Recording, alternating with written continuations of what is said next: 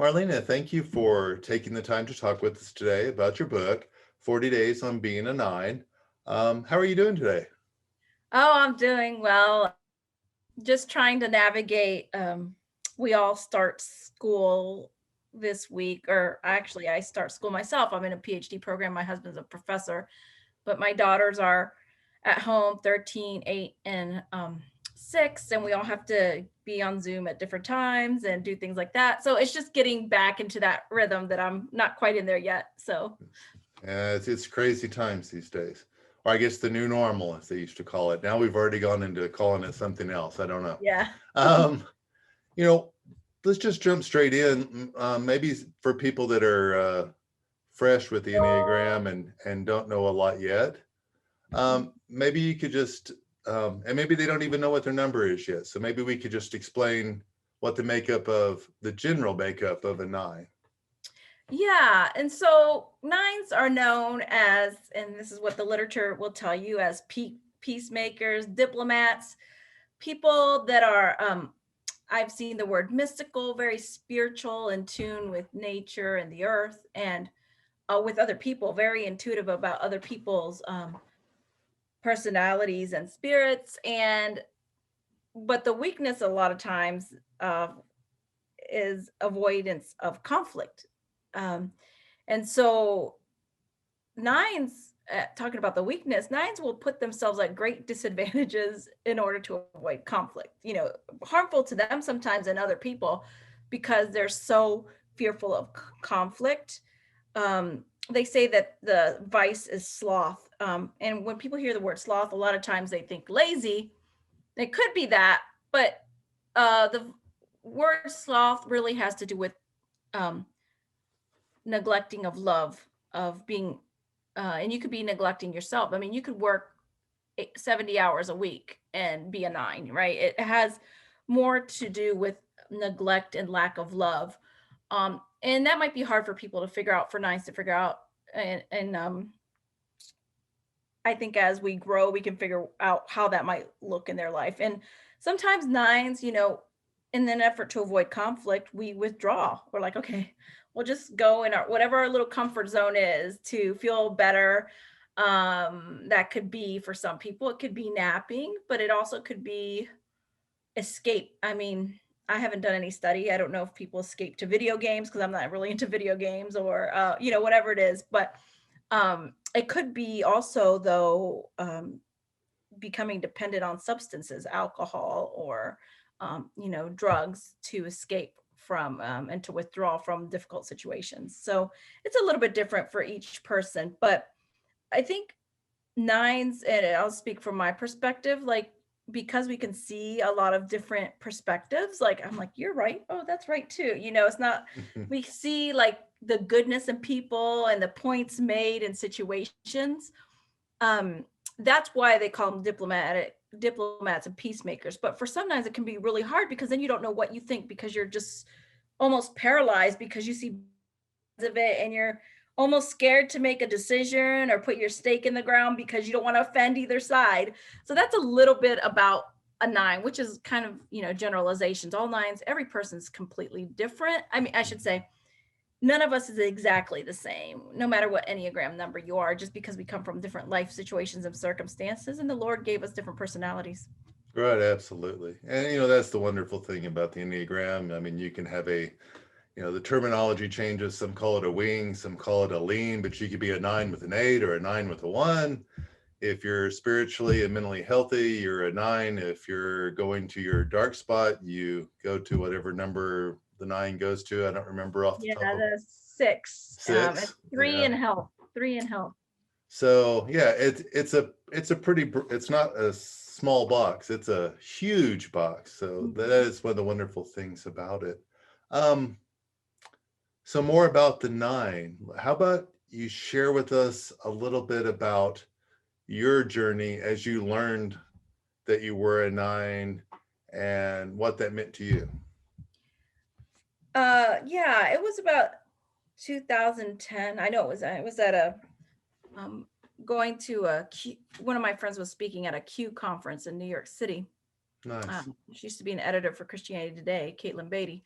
And some of us that were writers went to go support her. And so I remember we shared a hotel room because it's expensive in New York City. And I was talking to some friends, actually Sharon Hody Miller and Caitlin, and we started talking about the 9 Enneagram. And I was like, I'm sorry, the Enneagram. And I'm like, oh, I'm not sure what number, I'm like, well, what do you think I am? And, I had heard a little bit about the Enneagram, but I didn't know a lot about it. I didn't know what number I was. I'm like, well, maybe a 2.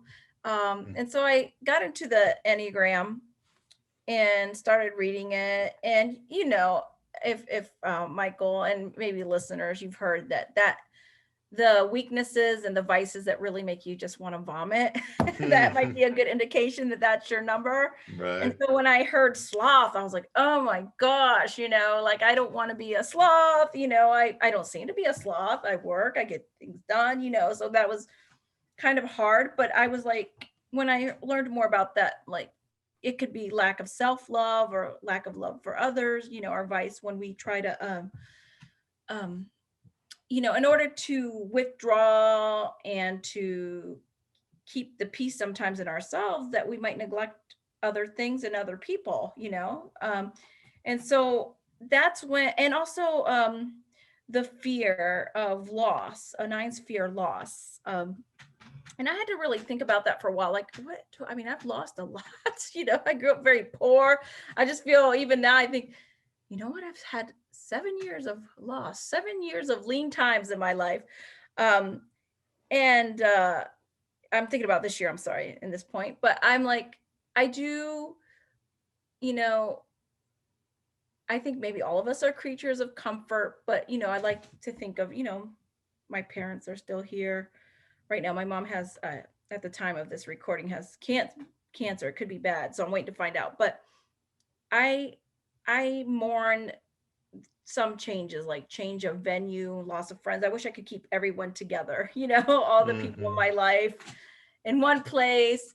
And so that's, something, or loss of relationship. Definitely. I would that is a huge thing. It might not be like a relationship breaking up, it just means you moved or you changed. So I definitely, loss of relationship is a loss for me, when I think about that. And so that's how I kind of figured out that I was a 9. Okay. So, with that being said, what would you tell others as they become a 9, or as they understand that they're a 9? How is knowing that help them in their spiritual walk? Yeah, I think of the Enneagram like a toolbox, to help us. And and in my book, I talk about this. I start out with this about telling the truth. I'm really a fan. Dallas Willard said this too, that, and others, that the church should be like AA, telling the truth about yourself. And that's what I start about. I really believe what Jesus says, um, you'll know the truth and the truth will set you free. But he's talking about himself, of course, and all that flows from the life of God. And so all truth that flows from the life of God. And so I think it's important as a 9. For 9s, it's kind of hard to know ourselves. They talk about we're at the crown of the Enneagram, and like on other numbers, but maybe 9s more so. We have a little bit of the other numbers in us.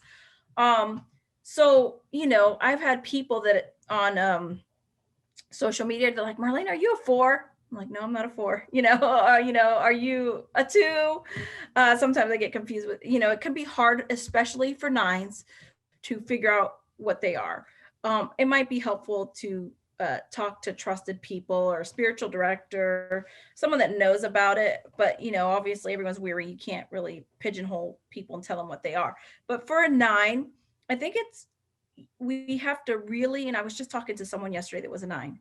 We have to try really hard to figure out what our likes are and our dislikes are. I alluded to that before, when we could see both sides of a situation, or maybe multiple sides. Maybe it's not just two sides, but and we're so, 9s especially, we merge with other people, and we always are putting other people first, putting out first, to our detriment. Sometimes, that could be like, I want to love my neighbor as myself, or I just want to defer to other people, that we self forget.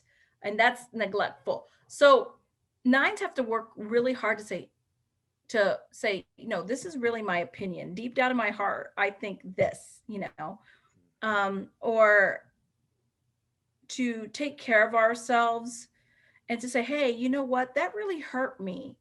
I remember when I told one of my friends that I was really upset by something she said, because I didn't think it was true. And that was super hard for me to do, super hard to say, or to say, you know what, you really upset me. This makes me upset. And this is a different person. Are you angry because you're sure acting like you are? Just to say that as a nine, because you're wading into um, possible conflict. Exactly. Like how much can I let go? And so I think for nines, it's really important to get to that point where you're just like, I have no problem saying that to my family members or my husband, but to say it to a someone that's not my family member, I think that is difficult. And so nines really have to try hard to do that, because it could be very toxic to us to not tell the truth about Absolutely. ourselves, to ourselves, and about situations. Yeah, it does sound hard. Back to your book, 40 Days of Being a Nine. It's a journal and 40 days of your life as a nine.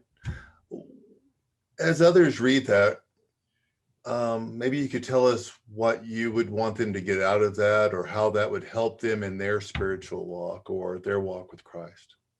Don't want to rock the boat. And there could be people that are nines that are phenomenal leaders, but no one knows it. They're like, I said to someone else, like the dark horse, like the person you don't expect, and whether it's baseball or whatever, they just hit a hit, they're sluggers, they can be sluggers, but they hold back so much that in order to let other people go first, to defer to other people, that you don't even know it.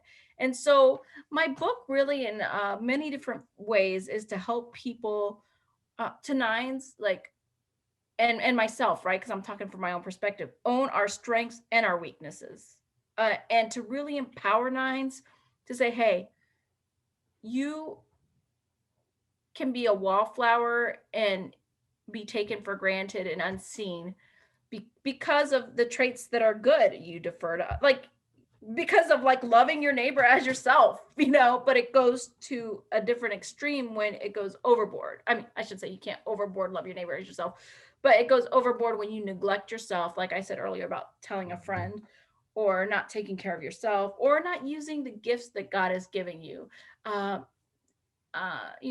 bearing our talents out of fear. So I think my book, for the Enneagram 9, is really centered on that, empowering nines to figure out who they are, their likes and their dislikes, and to empower them to be the person that God's called them to be.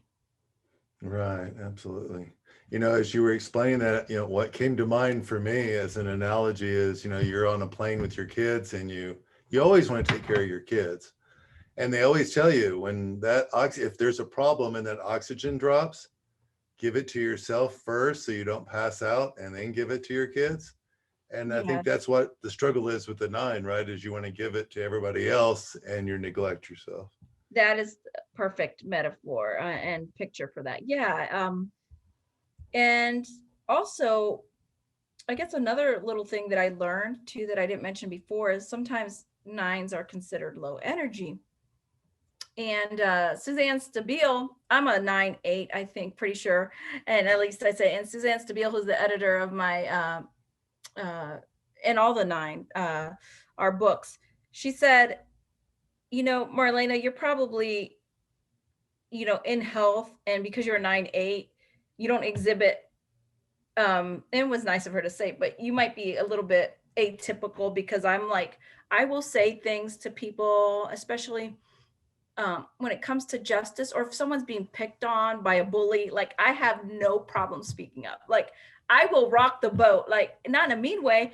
And I have to laugh, Michael, because I was talking about an issue that I don't think is controversial, but some people do, about like justice. And um I was on another podcast, and people listen to it, they're like, Marlena, I wish I could say the things so lovingly like you do, and so graciously like you do about, it was like injustice against African Americans. And I said, really? Because I felt a fire inside. Like I did not feel like, I actually felt like I was holding back a little bit, but not that much. And it still came off as like diplomatic. And I was like, well, that has to be the grace of God or something, because I have no problem as a 9/8 saying if something is wrong or speaking. I used to be on the part of the church staff in different roles. And I have no problem as a 9/8 speaking up in a staff meeting and say, hey, wait a minute. Now, of course, if something's like if I don't care, I don't care. Do you want to go get pizza or tacos? I'm not going to throw a hissy fit about one or the other. And I've learned to say, no, I don't care for seafood, so that I get to a restaurant, I have nothing to eat because I didn't say anything. So I think that I'm growing, but I hope that, like I said, all nines do that. You take care of yourself. And so I think that's a gift of nines. We can say, and I think people know that we really care about them.